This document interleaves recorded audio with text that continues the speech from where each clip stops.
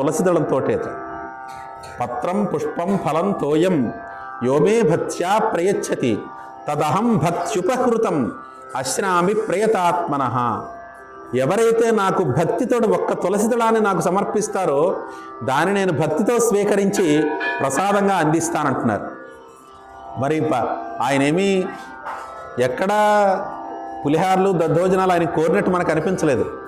మరి ఇవన్నీ ప్రసాదాలను ఎందుకంటున్నాం అంటే మన దగ్గర ఒక లెక్క ఉంటుంది. ఎవరైనా మన ఇంటికి అతిథికి వచ్చారనుకోండి, ఏమండి మేము ఉప్పులు కారాలు ఏం లేకుండా చప్పిడివి తింటామంటే, అయ్యయ్యో మీరు ఎలా తింటారా అని మనం బాధపడుతూనే వాళ్ళకి పెడతాం. కారణం ఏమిటి? నేను ఉప్పు కారాలతోటి తీపి మధుర పదార్థాలతోటి మేము ఎంతో చక్కగా తింటూ ఉంటాం, మీరు అలా తినలేకపోతున్నారే అని మనం బాధపడుతూ ఉంటాం. అలాగే పరమేశ్వరుడికి కూడా ఉత్త తులసిదళం ఆయనకి సమర్పిస్తామా? మనం మాత్రం ఇంట్లో కూర్చుని పద్యపక్ష ప్రమాణాలు వండుకుని తినేస్తాం, కృష్ణ పరమాత్మ దగ్గరికి వచ్చేసరికి మాత్రం తులసిదళం సమర్పిస్తాం, అదేమిటి తప్పు అని మనం తినేవి ఏవైతే ఉన్నాయో వాటిని ప్రసాదంగా నివేదిస్తాం. ఎందువల్లంటే వేదం ఒక మాట చెప్తోంది, కేవలాఘో భవతి కేవలాది. ఎవడైతే తన కోసం మాత్రమే వండుకుని తింటాడో, భగవంతుడికి నివేదించకుండా అతిథికి పెట్టకుండా తన కోసం మాత్రమే ఎవడైతే తింటాడో వాడు తినేది అన్నం కాదుట, పాపాన్ని తింటున్నట్టు. వాడు ఆ తినే పాపంతో వాడి కడుపులో పాపమే అరుగుతూ వాడు వచ్చే జన్మకి గజ్జికొక్కై పుడతాడు. అందులో ఏమి సందేహం లేదు.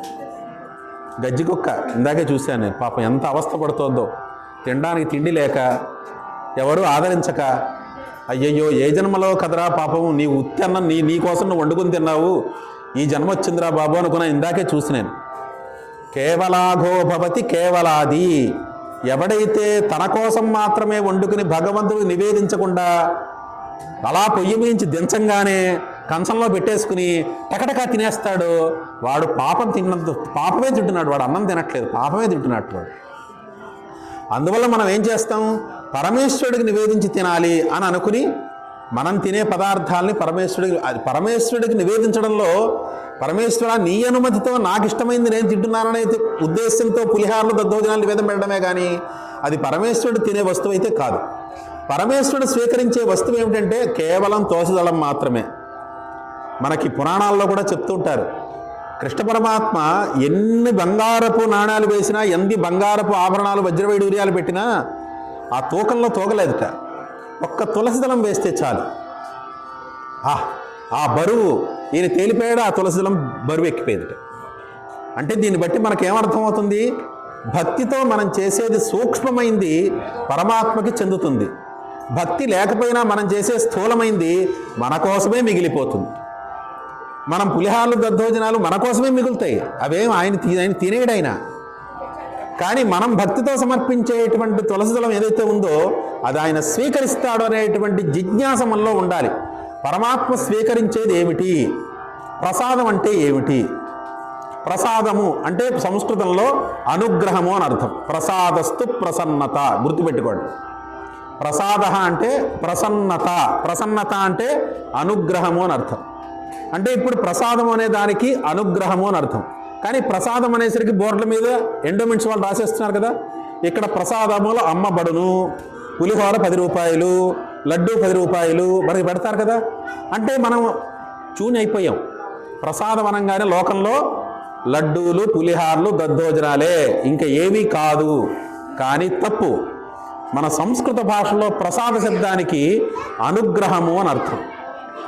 అందువల్ల మనలో జిజ్ఞాస ఉంటే ప్రసాద శబ్దానికి అర్థం తెలుస్తుంది. కృష్ణ పరమాత్మ అనే దానికి ఎదురుకుండా ఉండే రాయి కాదు, మనలో ఉండే చైతన్యమే ఎదురుకుండా రాయిలో భాషిస్తోంది. నేను నాలో ఉన్న చైతన్యాన్నే కృష్ణ పరమాత్మగా ఎదురుకుండా ఆకారంతో చూస్తున్నాను అని అనుకోవాలి. ఒక చోట వెలుగుంది కానీ ఆకారం లేదు, ఇంకో చోట ఆకారం ఉంది కానీ దానికి వెలుగు లేదు. ఈ రెండింటినీ మనం కలపాలి. లోపల గర్భాలయంలో రాయి ఉంది కానీ అక్కడ తేజస్సు లేదు, మనలో తేజస్సు ఉంది కానీ మనలో ఆకారం లేదు, ఆ తేజస్సుకి ఆకారం లేదు. అందువల్ల ఈ తేజస్సును తీసుకెళ్ళి లోపల ఉన్నటువంటి ఆ రాతికి మనం అనుబంధం చేస్తే అప్పుడు ఈ రాయి తేజస్సు రెండూ కలిపి పరమాత్మ యొక్క స్వరూపాన్ని మనకి గోచరింప చేస్తాయి. అది మనం తెలుసుకోవాల్సిన విషయం.